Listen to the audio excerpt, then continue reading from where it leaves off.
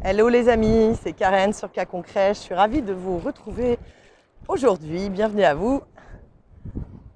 Petit paysage pour vous faire plaisir. J'espère que vous allez tous très bien. Aujourd'hui, je voulais vous parler des séparations amoureuses. Un certain point de vue sur les séparations amoureuses. Donc effectivement, c'est toujours difficile de mettre fin à une relation. C'est toujours, alors déjà c'est difficile de prendre la décision, d'avoir la discussion pour mettre fin à une relation. Je parle de ça parce que nous venons de vivre donc la pleine lune en bélier qui a clôturé, et puis nous sommes au mois d'octobre, donc nous sommes le mois, à nouveau un mois en 1, 10, 1 plus 0, ça fait 10, enfin 10, vous avez compris, bon ça fait 1 quoi. Donc on reprend, après le cycle de septembre, le 9, on reprend à 1 et on repart là-dessus. Et donc, il y a eu plein d'anciennes choses, d'anciennes histoires qui se sont arrêtées avec l'énergie de cette pleine lune.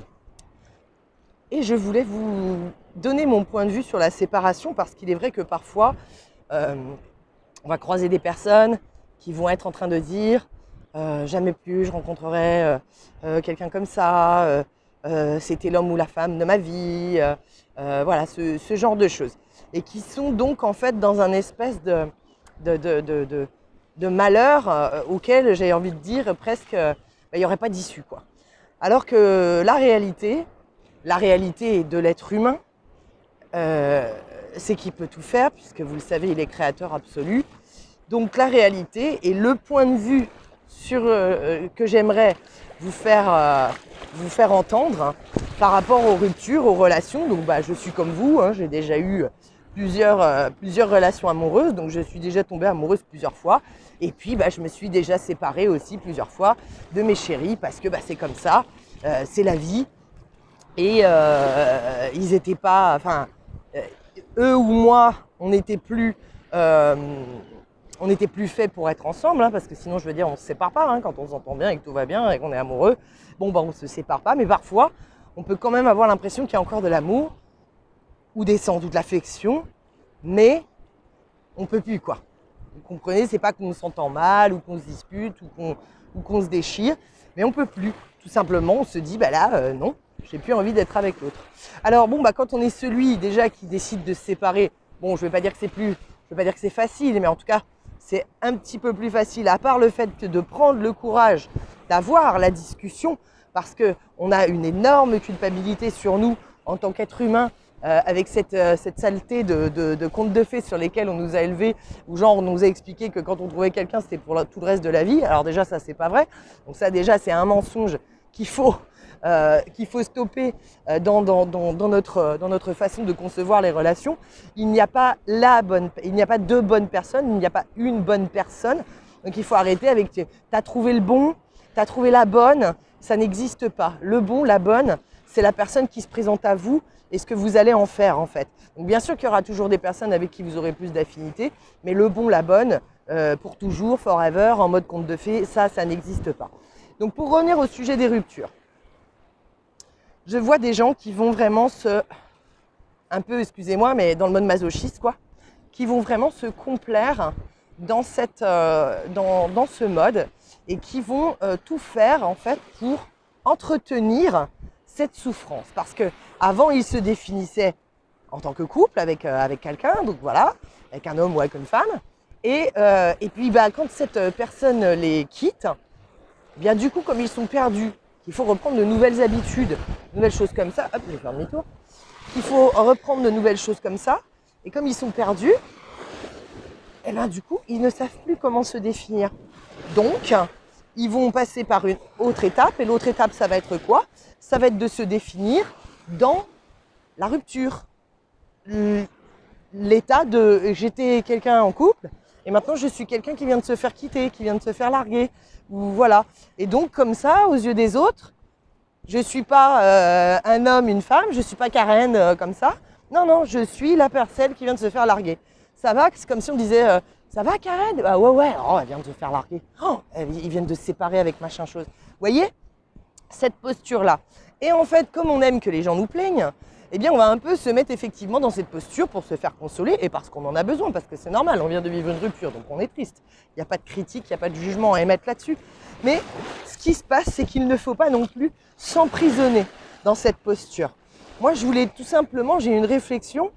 Je veux dire, j'ai vécu plusieurs histoires d'amour dans ma vie. J'ai eu plusieurs chagrins d'amour dans ma vie. Et s'il y a une chose que je peux vous dire, c'est qu'on s'en remet toujours, quoi. Après, ça peut être plus ou moins long, effectivement, au bout des personnes. Mais moi, j'estime. Après, en plus, j'aime bien écouter Franck Lobvet. Depuis des années, j'écoute Franck Lobvet. Et effectivement, la dernière fois, on lui a parlé de rupture et c'était très drôle parce que j'ai eu l'impression de m'entendre moi. Il dit toujours qu'il est très amoureux de sa femme, etc. Et puis en fait, il disait que si elle le quittait, voilà, il serait en mode peut-être lock, pas bien 2-3 mois.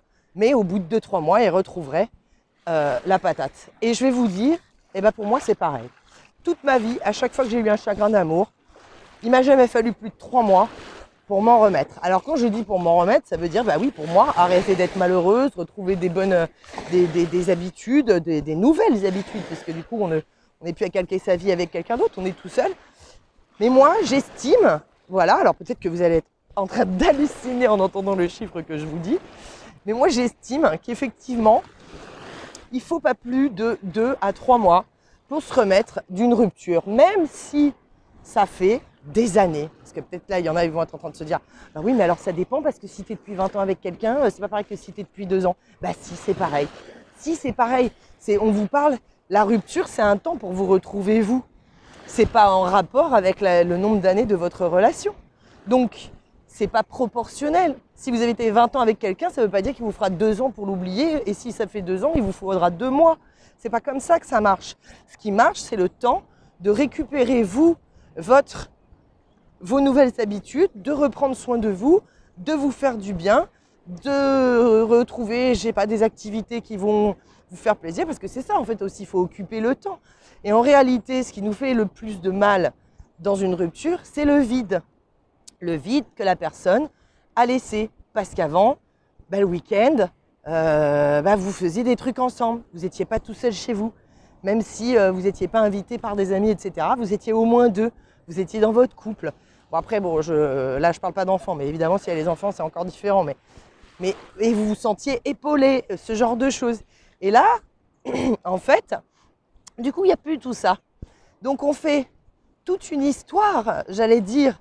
Et il y a des gens qui vont entretenir vraiment parce qu'ils sont dans un espèce un peu de mode masochiste. Ils ont vraiment envie de se faire souffrir.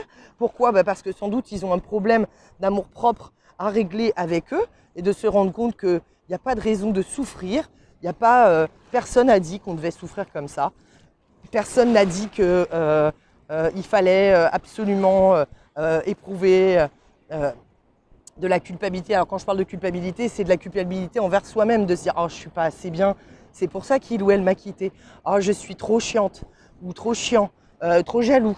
Ah, mais c'est pour ça qu'il ou elle m'a quitté. » Voilà. Bon, alors après, il y a peut-être des vérités, mais ce que je veux dire, c'est vous n'en faites pas un truc où vous êtes en train de vous acculer sans arrêt de reproches, parce que ça ne va pas vous aider. Il faut, quand vous vivez une rupture, vous faites comme d'habitude à chaque fois que vous avez de la peine, de la colère ou autre chose. Vous ne cristallisez pas les émotions à l'intérieur de vous, vous ne les gardez pas. Donc, vous pleurez tant que vous avez envie de pleurer. Vous pouvez écrire des lettres de colère pour dire, donc non politiquement correct, parce que de toute façon, la lettre, vous ne l'envoyez pas à l'autre, ça, jamais. Ou si vous envoyez une lettre à l'autre, ce n'est pas une lettre où vous déversez tout ce qu'il y a à l'intérieur de vous. D'accord ? Parce que ça, c'est renvoyer de la mauvaise vibe à l'autre. Et ce n'est pas du tout ça dont je suis en train de vous parler. On n'est pas dans un jeu de ping-pong où je me sens mal, donc tiens, bam, je te renvoie la balle à toi pour que toi aussi tu te sens mal. Je vais essayer de t'en mettre plein la tronche. Voilà, ça c'est le triangle de Karpman, victime, bourreau, sauveur. Et on veut sortir de ça, vous le savez bien. Donc aujourd'hui, voilà, juste pour conclure, vous savez que vous avez déjà aimé. Vous savez que vous avez déjà eu plusieurs histoires d'amour, peu importe qu'elles ont eu lieu, même si vous êtes en couple, là, vous m'écoutez, que vous êtes en couple depuis 40 ans et que c'est votre amour de jeunesse. Mais vous le savez, vous avez peut-être eu un amour quand vous aviez 10 ans et puis vous avez aussi l'impression que c'était pour la vie et que c'était trop triste quand ça s'est arrêté. Mais ça, c'est une vue, c'est un schéma de notre mental ego. Chaque être humain a à l'intérieur de lui ou d'elle la force de se remettre d'un chagrin d'amour rapidement, en 2-3 mois. C'est mon opinion. M'allumez pas dans les commentaires si vous ne pensez pas le contraire. Dites-le, exprimez-vous gentiment, j'allais dire. Voilà, et avec clarté. Et rappelez-vous que c'est vous qui entretenez cette énergie. Donc si à un moment, vous avez l'impression qu'au bout de 2 mois de séparation, vous êtes toujours dans le même état qu'au début, c'est parce que vous continuez d'entretenir cette énergie. Vous continuez d'entretenir la souffrance. Vous continuez d'entretenir les choses. Quand on veut faire des choses, l'être humain, il a un pouvoir exceptionnel à l'intérieur de lui. Il est fait, c'est tout. Il n'y a pas à tergiverser, quoi. Vous avez envie de le faire, et ben ça sera fait.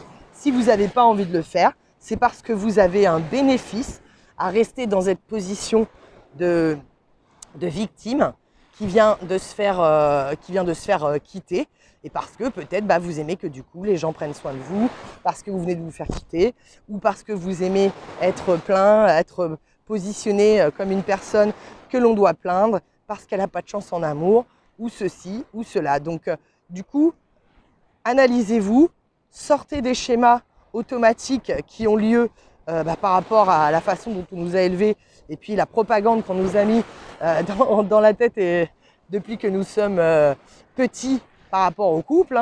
Donc tous les contes de fées, les machins, les trucs, là, tout ça c'est bidon. Encore une fois, il n'y a pas de bonne personne. C'est pas le ou la bonne personne pour vous. Il y a une personne qui se présente à vous. Elle aura toujours cette personne des choses qui vont avec vous et d'autres pas. Des fois, oui, il y aura la petite flamme et des fois, il n'y aura pas. Des fois, c'est parce que c'est au-delà, bien sûr, de nos corps de matière. C'est un mélange de plein de choses, vous le savez très bien. Mais n'entretenez pas pour votre propre bien-être, n'entretenez pas cela. Parce que si vous entretenez cela, c'est parce que vous avez un bénéfice caché à rester dans le mode de la victime par rapport à tout ça. Voilà. Écoutez, je vous remercie de m'avoir écouté jusqu'au bout. Merci à toutes les personnes qui font des dons pour soutenir ma chaîne. Si vous souhaitez me faire un don, vous avez tout dans la barre de description en dessous de cette vidéo. Et n'oubliez pas de liker, partager et de vous abonner et de cliquer sur la cloche pour recevoir les notifications si ce n'est pas encore fait. Voilà, c'était Karen sur Cas Concret. Je vous souhaite une belle journée. Bye bye.